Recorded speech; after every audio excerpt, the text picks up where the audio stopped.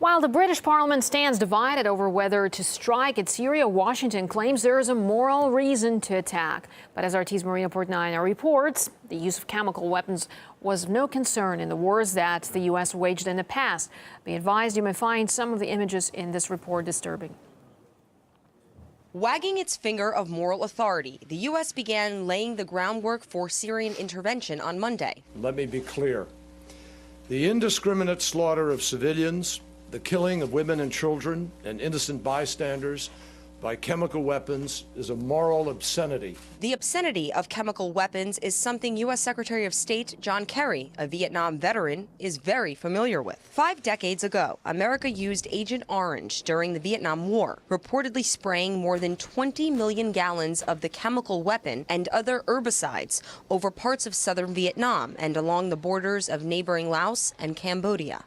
It had the side effect of being terribly genotoxic, and it caused lots of birth defects and terrible effects of a genetic nature in people who were exposed to it. The herbicides were reportedly contaminated with dioxin, a deadly compound that remains toxic for decades and causes birth defects, cancer, and other illnesses. The Vietnam Red Cross estimates that Agent Orange has affected 3 million people spanning 3 generations, including at least 150,000 children born with severe birth defects since the war ended in 1975. The U.S. often, in its foreign policy particularly, is quick to blame others for things that it itself does.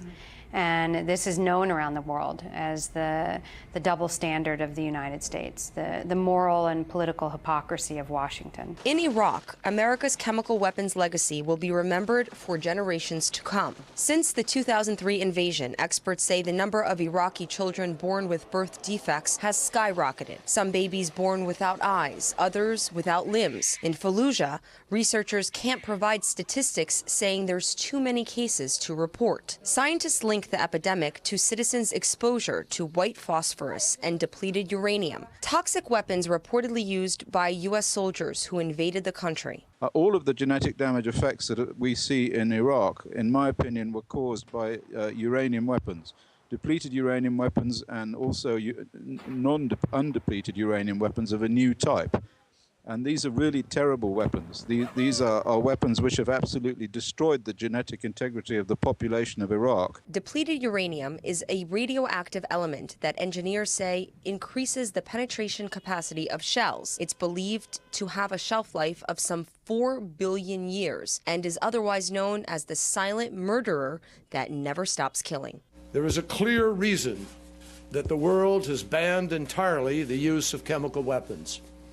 There is a reason the international community has set a clear standard and why many countries have taken major steps to eradicate these weapons. While Washington continues lecturing Damascus, a team of UN investigators is in Syria trying to verify if chemical weapons were used.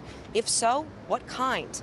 In the meantime, if the U.S. does launch a unilateral military strike against Syria without UN approval, then the country policing the world will be in clear violation of international law. Reporting from New York, Marina Portnaya, RT.